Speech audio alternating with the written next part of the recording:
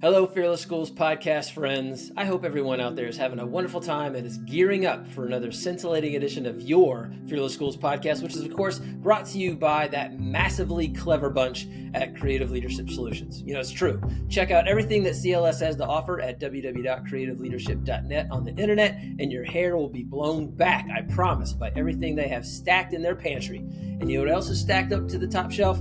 This Fearless Schools podcast, where we continue to pull back the curtains on all things education, bold topics, big questions, great guests, innovative yet practical solutions, and much more. As always, I'm Dr. Drew Tomlin, your inquisitive podcast host and current administrator with 30 plus years experience in the schoolhouse. And joining me today, as always, on the Fearless Schools podcast is CLS Director of Professional Learning, Dr. Ann McCarty. How are you doing, Dr. Ann? Drew, just when I thought we couldn't meet more edu heroes, people who have inspired our careers as leaders, we pull this one off. Oh yeah, I like it. Yeah. Same. Just when I thought, I can't wait. Oh, and there, yeah. And our guest is eagerly ready to tell us all about his wonderful insights and thoughts and everything like that. Well, goodness gracious, Fearless Schools podcast listeners, as you know, every Fearless Schools podcast is special and filled with all kinds of wonderful pedagogical snacks and treats.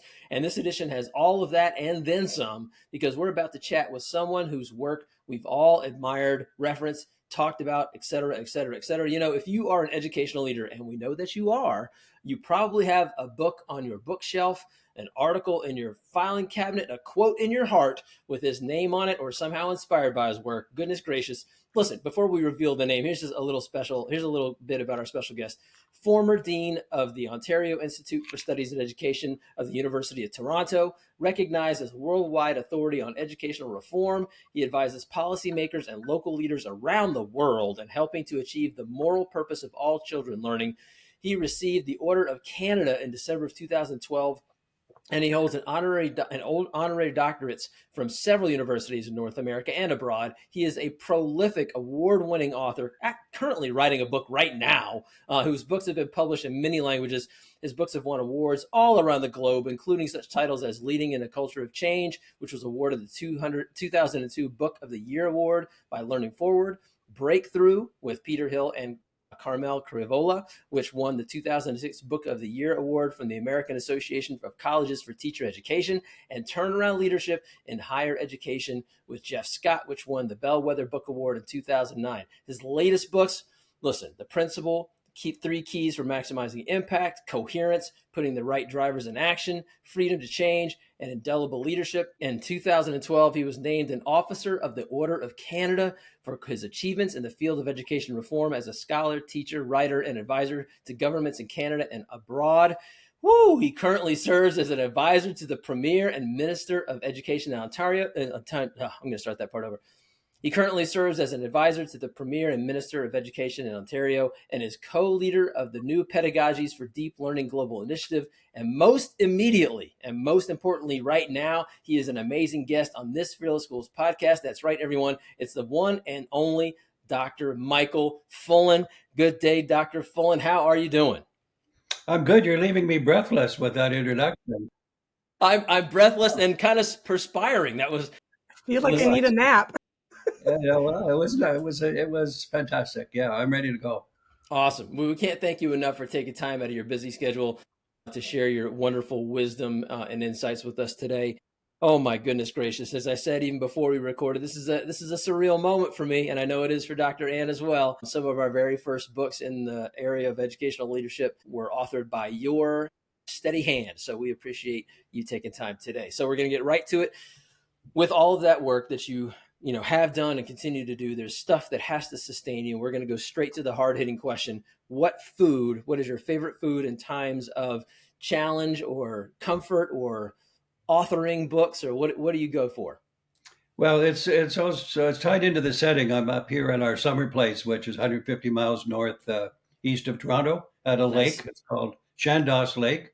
Beautiful. I'm just looking out past my camera here across the lake, the trees and all of that. So we actually do a lot of special barbecuing here with the green egg. I don't know whether you know the green egg. It's with we have it mastered. We do reverse searing, which is, I won't explain the detail, but you get an image of it. It's cooking on low heat, but rare steaks. So we just enjoy the variety of food, and we eat our share of vegetables, of course, and good food on the farms around here. But also the barbecue is the relaxing end of the day stuff for us. So there's no limit to it. That is day Oh, after day. So it's fantastic. Okay, that's very important question. And go Drew, ahead. you're from the South, so you might have the same question. Mm, Does the barbecue have sauce on it or not have sauce on it? It has sauce on it. Yes, yes, okay. yeah, Versus a dry rub, and that's what you're getting at right there. When I lived a little more southern than Ohio, they're like, we don't put barbecue sauce on our barbecue. yeah. Yeah. I was like, We, I we do think in the Midwest. yeah, we have a mixture actually. Sometimes depends on the quality of the steak. Sometimes. Awesome. Well, it's interesting that you bring up, like, obviously you're an innovative thought leader who's inspired a lot of people for educational reform and change, and so barbecuing I think goes along right with that. And you've already mentioned something that was like a reverse searing. So you're an innovator not only in the educational realm but also in the culinary one as well. So tip of the cap to you for that one. Yes. Okay. Yeah, Thank you. yeah, and you know what? Where did all of that innovation and innovative thought come from? So we want to know about your origin story a little bit. What kind of a student were you? Dr. Michael Fullan, the apex of educational reform. What kind of a student were you, and maybe even, what helped you as a student? Well, that's a very good question. I did do 3 or 4 years ago a biography. So there's in Mm, my repertoire of books, there's a biography that covers a lot of that. I was totally accidental, I guess I'll say, in this career. So I spent most of my first 25 years, especially the latter part, the last decade of that, being a hockey player and oh, wasting time as far as the intellectual future was. So I wouldn't say I was a slow learner. I was a late learner. So I aha. never got into this until I was in my 20s. And then Okay. my first job was age 27 as a assistant professor of education. And I didn't know anything about education at the time. I walked into Mm, the hall, so to speak, that first time around 1970, and didn't have much background and just faked it for a bit. And then I started to get closer and closer to schools, got interested in the phenomenon of change that was mhm, really just getting started. I think 1970 was the first big burst. Seymour Saracen, The Culture of the School, The Problem of Change, and John Goodlad, they were doing studies that said changes and innovations were being developed, but they were failing to be implemented. And so their research said failure, failure, failure. And I got interested in that, and I documented my own share of failure, but then shifted in by 1980 into the mhm. pursuit of what is quality implementation. What does success look like? That's also a bumpy story that we can get into part of. Sure. But I rolled up my sleeves and then started to get that. I didn't publish my first real book till 1982, which was uh, which was well into my career. And then I did a lot because the changes that were happening was grist for the mill of sorting it out, and Mhm. I wrote it to victory, so to speak. Right, right. It's interesting that you bring up, the change and also the failure part of things too. That's something that actually has been on quite a number of our Fearless Schools podcasts. Is just the necessity for failure. So, do you mind expounding upon that a little bit, like the importance of failure in your process as a learner, and also just in educational change? How important is failure? Well, I think that when something is complex, you have to sort out what success and it looks like, and you can't do that just in the lab. You have to do it in the real world. So Hmm. I think there's a certain part of failure that's natural to getting to success. So everybody can understand intuitively. But I think we spent too long enjoying failure, if I could put Mm. it that way. Yeah, yeah. That the failure part. Catching up, I'm jumping up a bit here. My basic textbook is called The Meaning of Educational Change or The New Meaning. Hmm. And just last year, I did my sixth edition. They come out every 8 years or so. Gotcha. And the sixth edition basically said when you look over the 60 years that I studied, which was 19, say, 65 to the present, if Right. you look over those decades, the history of educational change is failure upon failure. So Mhm. we kind of swanned around in failure for way too long, and Right. we can get to the turning point in that. But I want to say that the system of the work really spent decades of failure upon failure without making any corrections.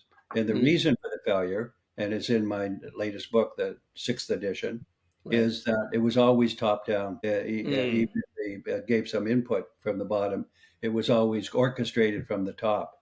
And I concluded that you cannot bring about successful change from the top, no matter how smart you are. It's got to be different.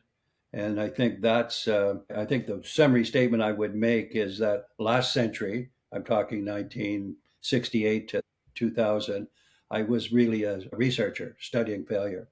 This century, literally 2000 to the present, I've been trying to discover and create success. There's a very Yeah. strong divide in the two centuries, 40 years Mm. of failure and I know 20 years of getting to success. So we're now working on successful examples, and I can tell you how to do that and how not to do it. But the how Yeah. not to do it was last century. Got it. From the top down Yeah, method. top down, Right. exactly. So you're saying that like you see that happening less, that educational change is happening less top down, and so we're having more success, or do you still see that there are schools and school systems that do things top down and there's still failure? I would say it a little more precise than that, in just terms of the actual work we're doing. Hmm. That yes, the failure from the top. That's been still stubborn because people come into government. They're there for 4 years, maybe sometimes 8 years, but it's never more than eight. So there's a lot of turnover. They do, Right. they don't learn how to get better. So each group that comes in says, "Oh, I'm going to save the world," kind of thing. And so you get a lot of false promises and a lot of ignorance about how to do it. So I think that we haven't learned our lesson because people who get elected, they want to be in power. They want to do this. Even though it doesn't work, they think they will, of course, be an exception to the rule, which they won't be. So I Right. think there was that big factor of they weren't learning from their failure. That's one way of putting it.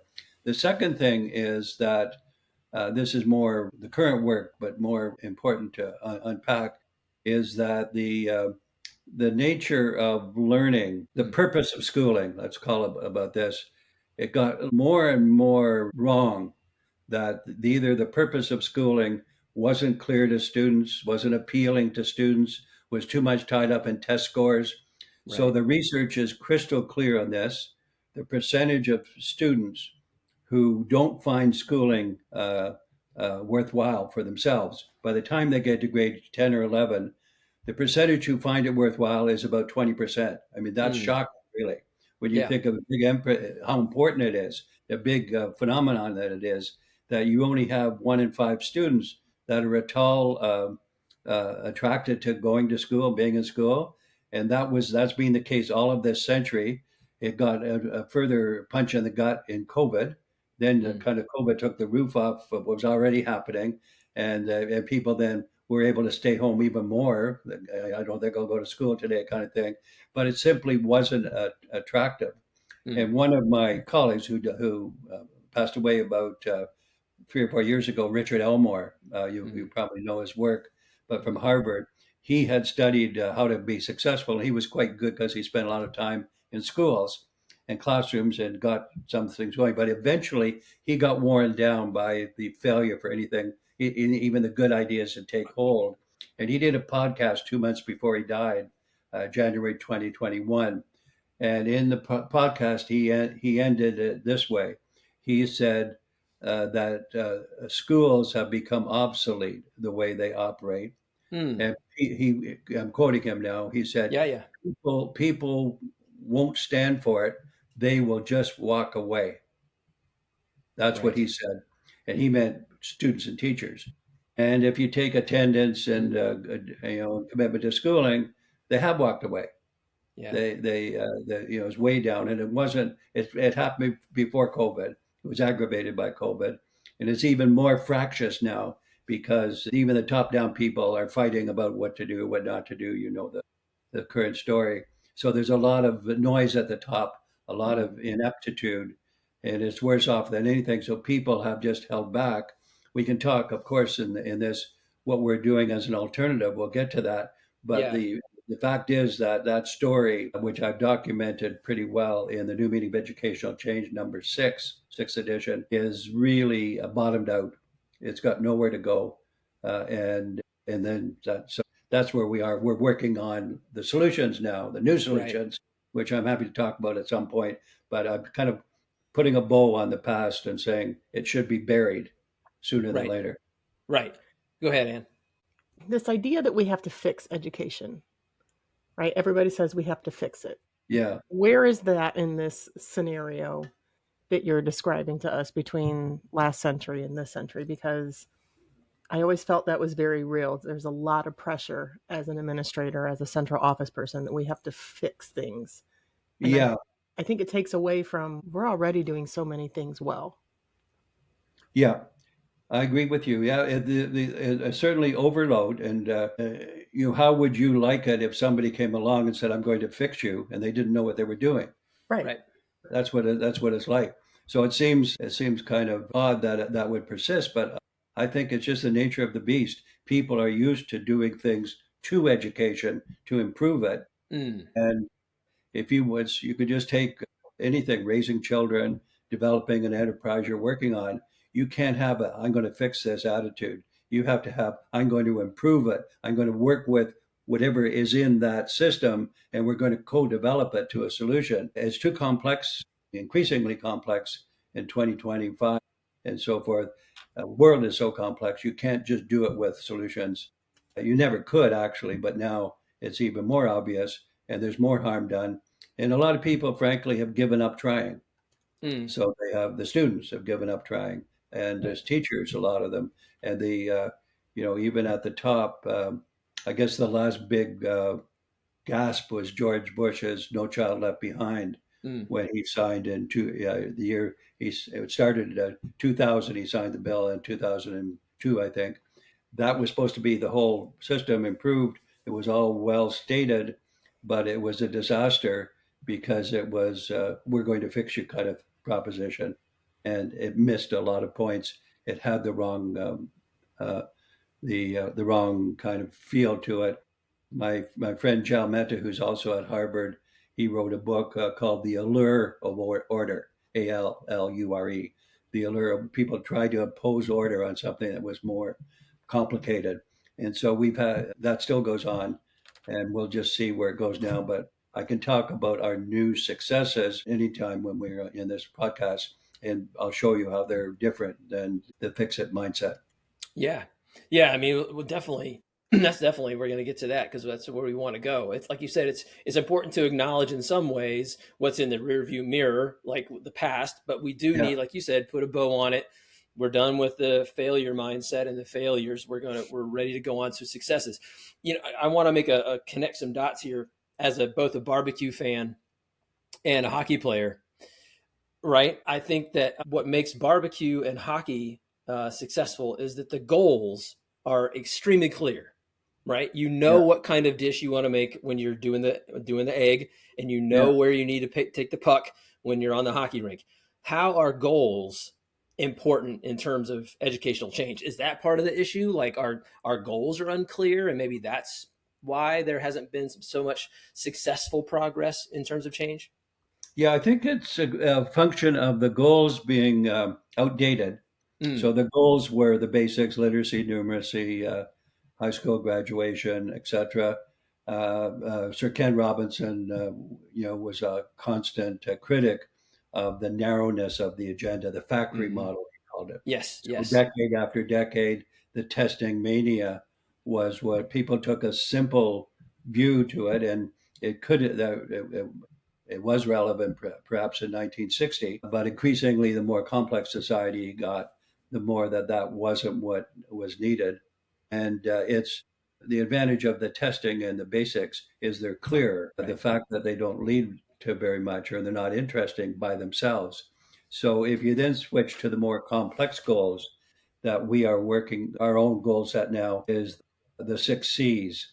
And Mm. so, citizenship, collaboration, critical thinking, communication, creativity. And so, you get in those 6 C's, those are the skills that people need in society, increasingly so with artificial intelligence, but Yes. always has been, at least for the last 30 years, those have been very clear. Businesses keep saying that. They are harder to figure out. And that's why the work, it was always easier to fall back on testing. It's clear. Parents take that, oh, yeah, my son got an A, that's great, or my daughter did this. So those we got these false goals, and they weren't intrinsically interesting, increasingly so. Right. So I think that those new goals are actually more attractive. And Hmm. the way to put it, I think, is in our model now, is you need to first work on purpose and belonging. Like what is the purpose of education? The question you asked Drew a minute ago. Yeah. What is the purpose of education? Not as straightforward as it sounds, but students will often have a different opinion than their own parents, even.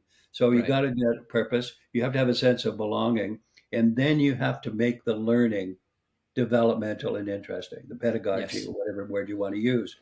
And that's where the innovations are now that we work with. We're working, for example, very successfully with Anaheim Union High School District in California.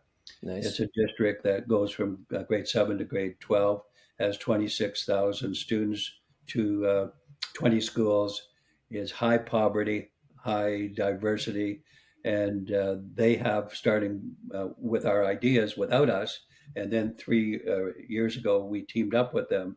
I have a team of about 8 people, and we've co-developed now their new maximum development, where they're getting amazing success. And we, in fact, just finished a book 2 days ago on this that I wrote with the superintendent, whose name is Mike Matsuda, Hmm. and another researcher, Barnett Berry. The three of us documented what's happened the last 5 years in particular, and where it's poised right now to be not only enormously successful in its own right, but also influential for other school districts in California, for example. Right. Dr. Fullan, for our listeners, because I'm also curious, what does one of these goals sound like? Well, it if you take collaboration, it's students and teachers working together to develop the best kind of pedagogical experiences in relation to these. Now they're working together with artificial intelligence as it's important to have the pedagogy or the teaching as the driver and the artificial intelligence as the accelerator, let's say it that way. So they have, when they're doing this work together, they have their rallying point. I'm just using Anaheim again as an example, is they call it the 5th C. It's because it's compassion.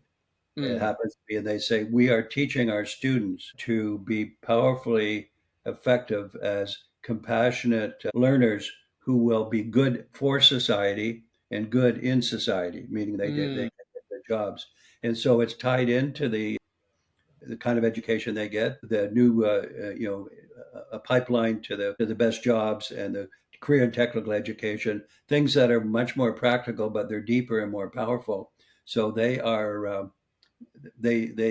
can measure them, they can describe them the best. You can ask any student in Anaheim, of the 26,000 students, what are the primary goals that you have as a, and they'll say we have compassionate leadership. We have developing the skills to be able to get jobs in the new technologies.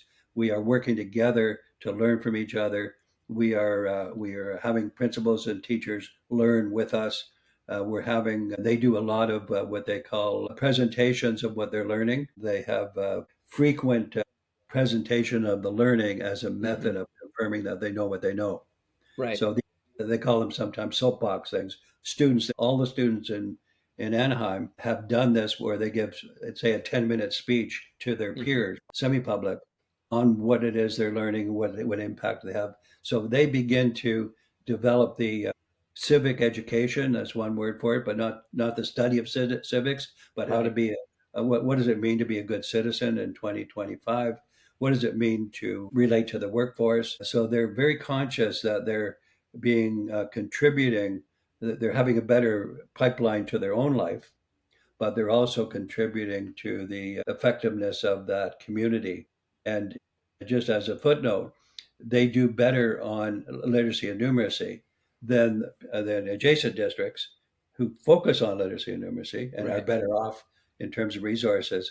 So the fundamentals that I'm talking about are not at the expense of the basics. They actually are compatible, but they don't have the tail wagging the dog, which Mm. is the basics trying to get you to a deeper level. That will never happen. Basics are basics. They're not beyond that. So I think they've got the priorities right, and they're fantastic graduates or otherwise because we see them a lot.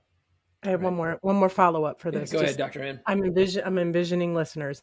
I love everything you're saying. Completely agree. How then does this work with state compliance? As a person Very who good. as a Yeah. person who had to do the state compliance piece, where, and having worked in California, how talk to us about the conflict there, because that doesn't seem Yeah, that. well, you've hit that nail on the head for sure. They have in California, if you've been there, they have a dashboard, they call it, which have 9 measures of what it is to be successful. The state does that. And the 9 measures, they include reading and writing, linkings to parents, but they have a couple of other things than that. The, um, the answer is going to sound a bit rebellious, and I want to say it that Yes. way on I purpose. love it. Yes. Give it to us. Because our model, and it's in my new book on the new meaning of change and in the new book with Anaheim, is to turn the system on its head. And what this says, first of all, what it is, and then I'll be practical. It is strengthen the bottom, which is the school and the community, build the bottom. So you build the schools and the community, you build the bottom, and then you strengthen the middle. The middle is the district. And then the third one is you intrigue the top. Mm. So it's deliberately a bit provocative or challenging. And we are basically saying, because we know the research, the compliance system isn't working. We know that. I mean, it doesn't even work to get compliance. So you Right. know that, or you wouldn't have asked the question that way. If it doesn't work to if it doesn't work as a compliance system, then it doesn't have much edge. So you have to teach people, as we do, not to be cowed by the compliance system, to develop the alternative engagement things that we've talked about. And in fact, literacy and numeracy does go better in these cases, anyways. That if you're doing this as a system, and this is where I think the model of change is very important. We never work with individual schools by themselves. We Mm. only work with districts, minimum size. So this is 26 schools. We could work sizable schools. And more than that, we're actually working with multiple districts. So the second book we just did, based on the same model, includes 6 districts in California, Anaheim plus 5 others.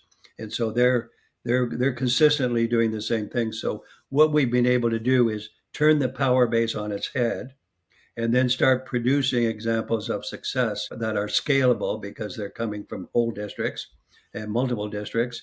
And we're changing that. We're just at the early stages of changing the power relationships and then looking for ways in which the center, which is the state board and the state superintendent and the governor, et cetera, where they can start to appreciate the new model and start to shift their attention that they help rather than hinder the transformation of learning.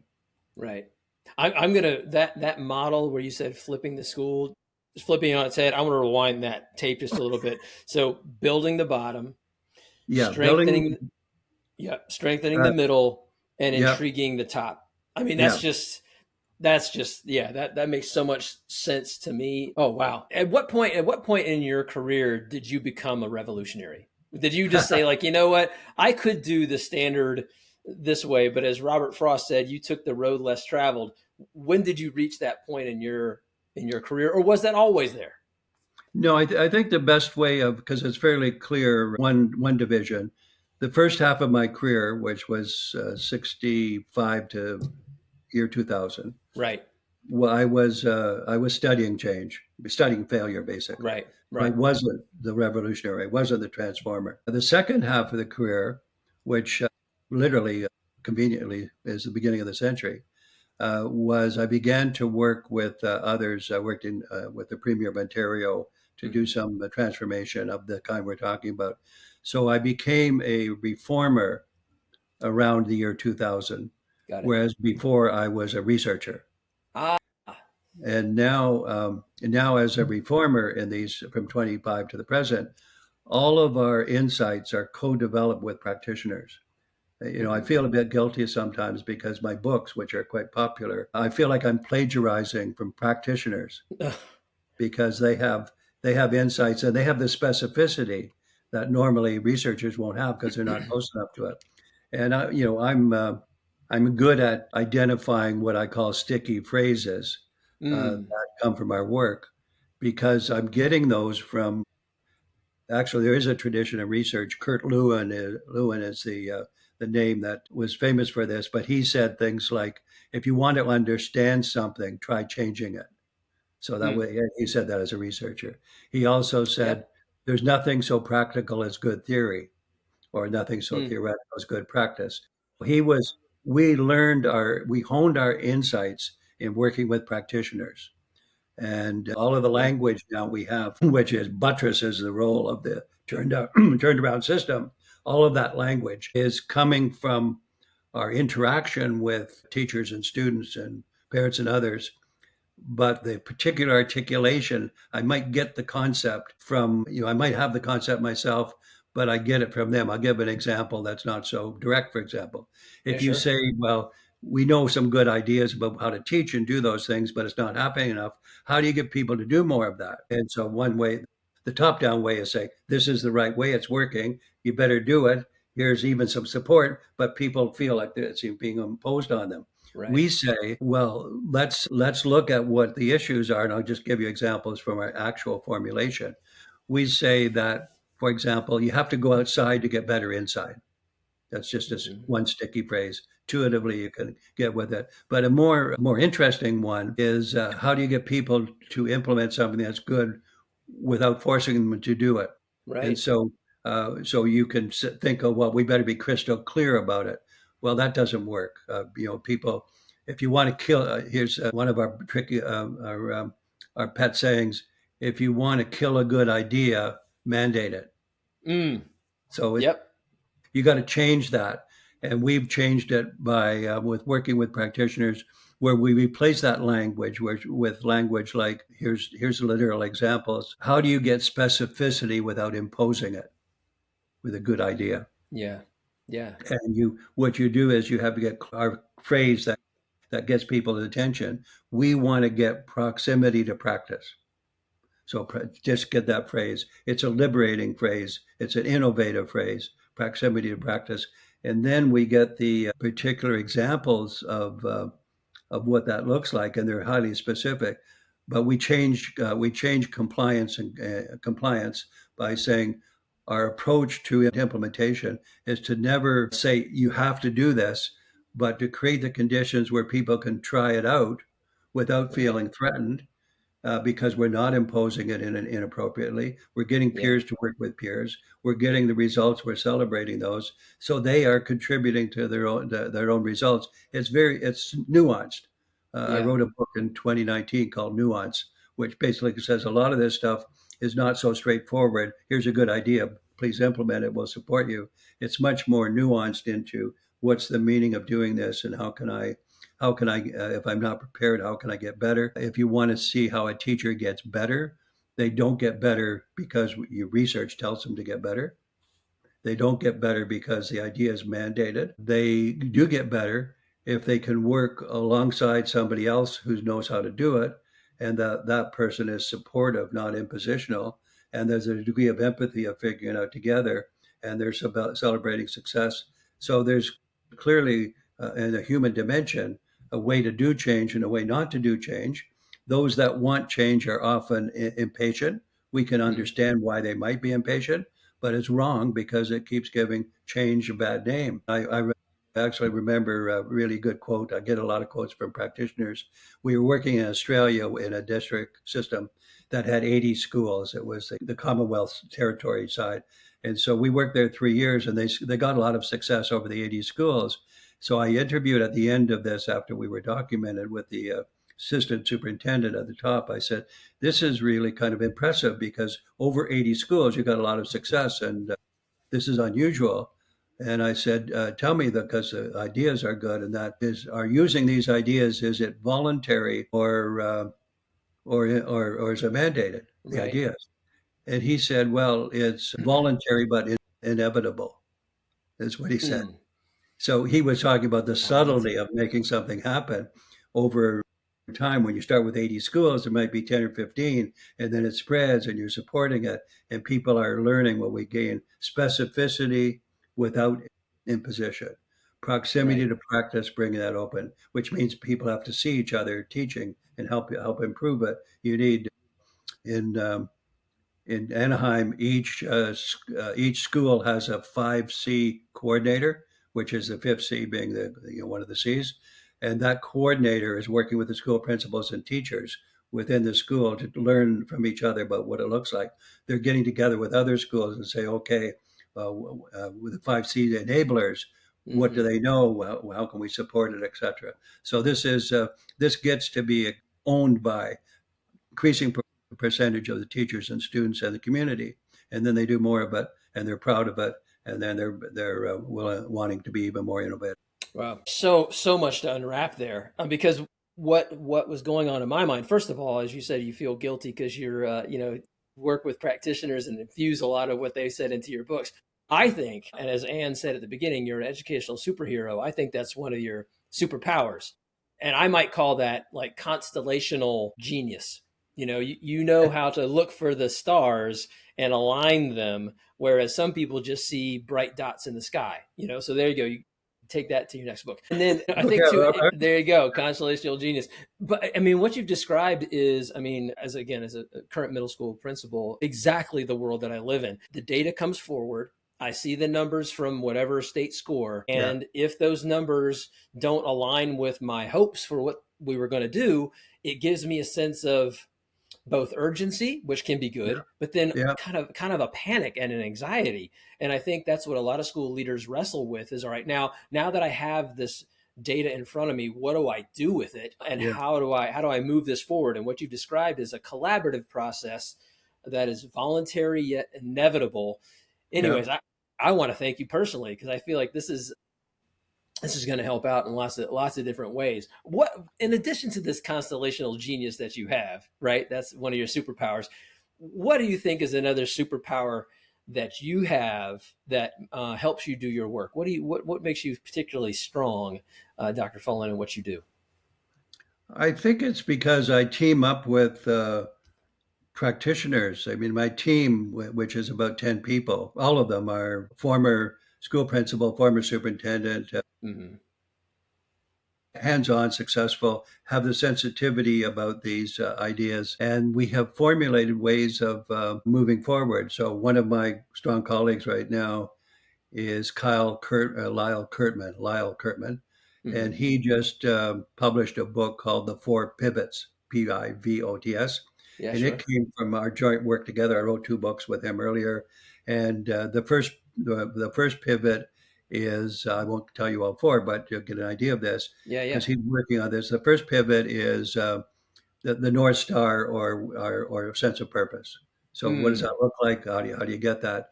The second pivot is, how do you develop the capacity to move towards that? So you've got the sense of purpose and the means of developing capacity individually and collectively to meet that purpose.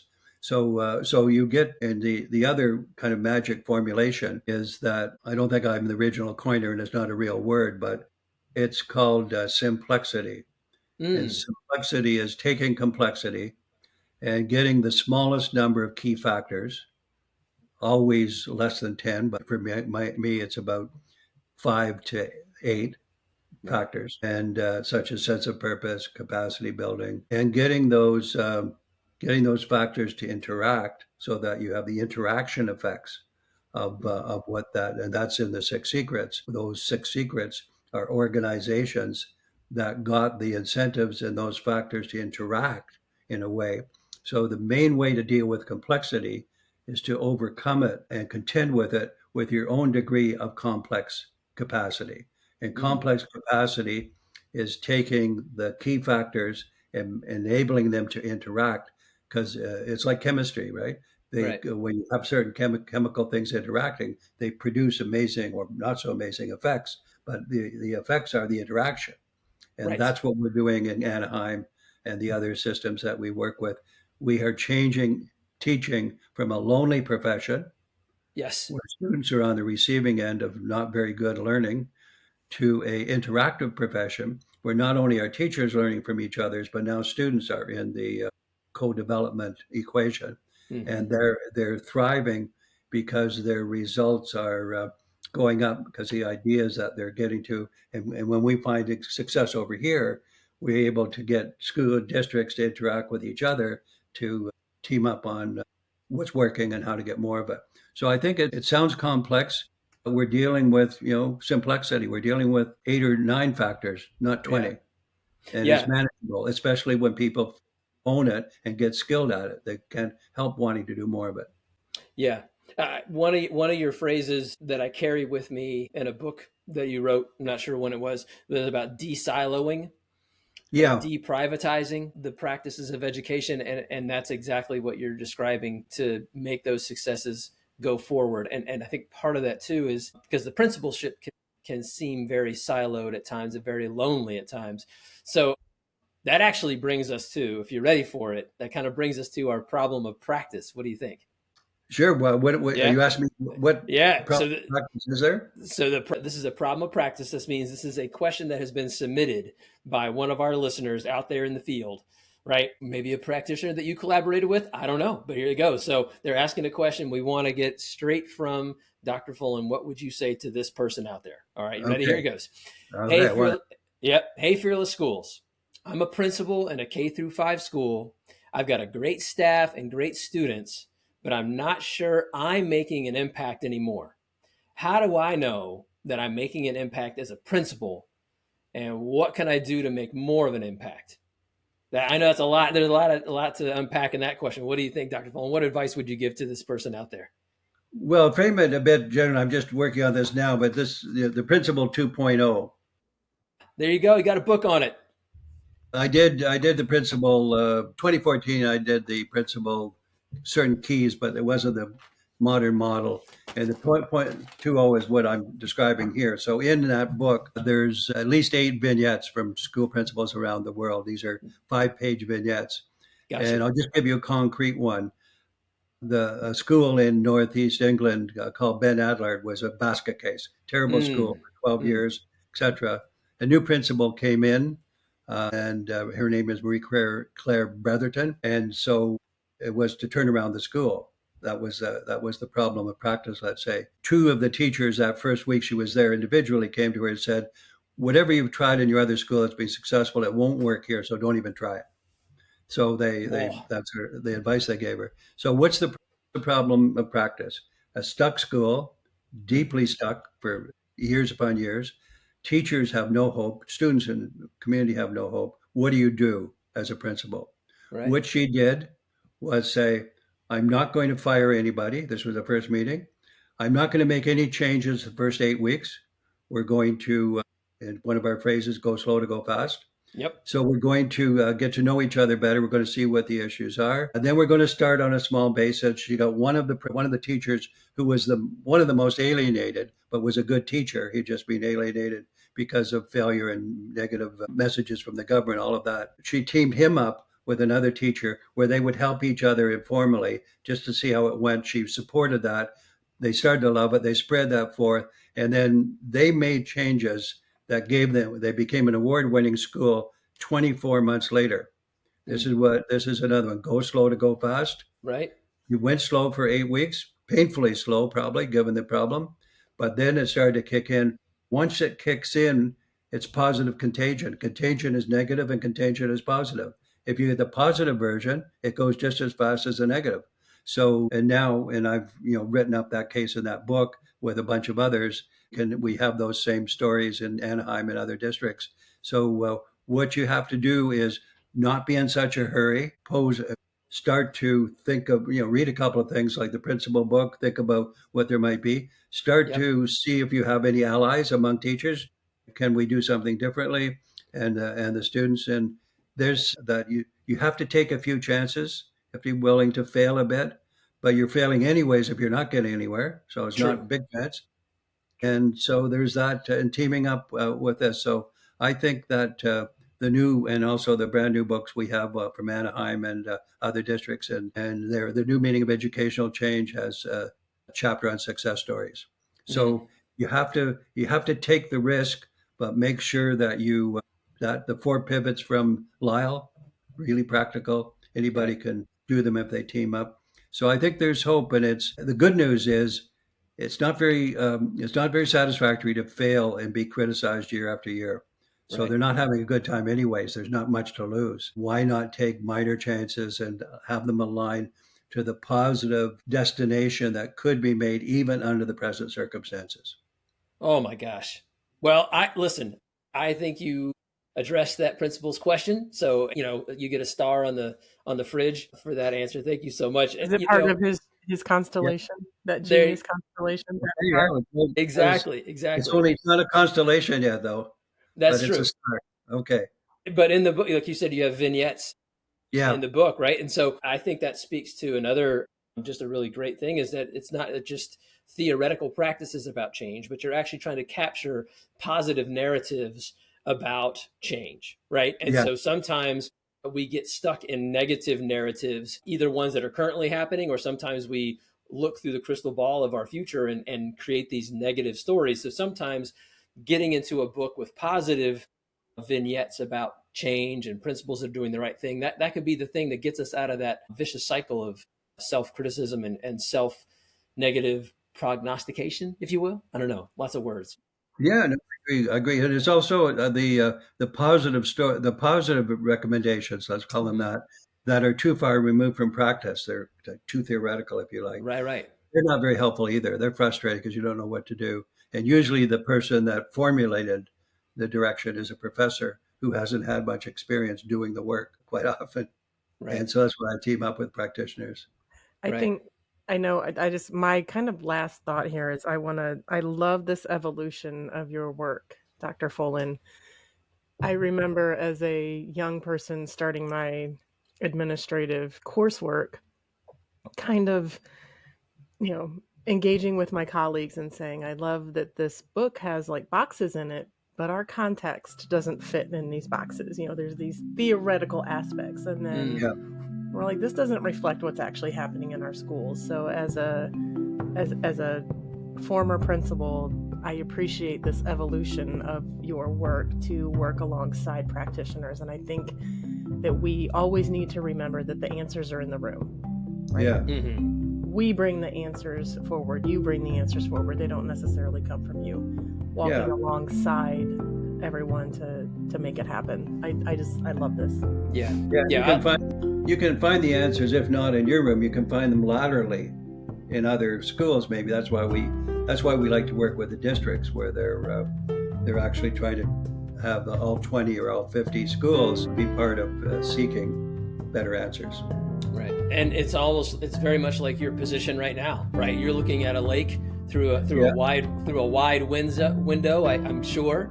But I think what makes your practice sing is that you not only look at the lake, but you get out there in the lake, put your toes in the water, swim around a little bit, and see what's actually going on in the field. So bravo to you for all that. Gosh, thank you once again, Dr. Fullan, for taking time with us today on the Fearless Schools podcast. It's no surprise. You were amazing. And Dr. Ann and I could listen to you all day long. Honestly, we really could. I got more questions now. Maybe we'll have to save that for another podcast. But thank you so much. You're welcome. I appreciate the preparation you did and the style of this interview. Fantastic. It was just a good feeling for me too. Awesome. Great. Well, our listeners, they got in their educational airplanes and soared into the friendly skies looking for a way forward. You provided them with a clear and compelling flight plan for their present and their future destinations. So, Fearless Schools podcast listeners, you did it. You took time out of your listening lives to check out another Fearless Schools podcast brought to you by Creative Leadership Solutions. And you should be proud of yourselves. It's true. Pat yourself on the back and then go to www.creativeleadership.net and then subscribe to and then share this podcast with anyone and everybody you know, peers, pen pals, pals without pens, family, pets, whoever and whatever. I'm Dr. Drew Tomlin, host of Your Fearless Schools podcast, wishing you well and saying stay fearless on the bright road forward. Thanks again, Dr. Fullan. My pleasure. I really enjoyed the interview. Fantastic. Thank you, sir. Okay.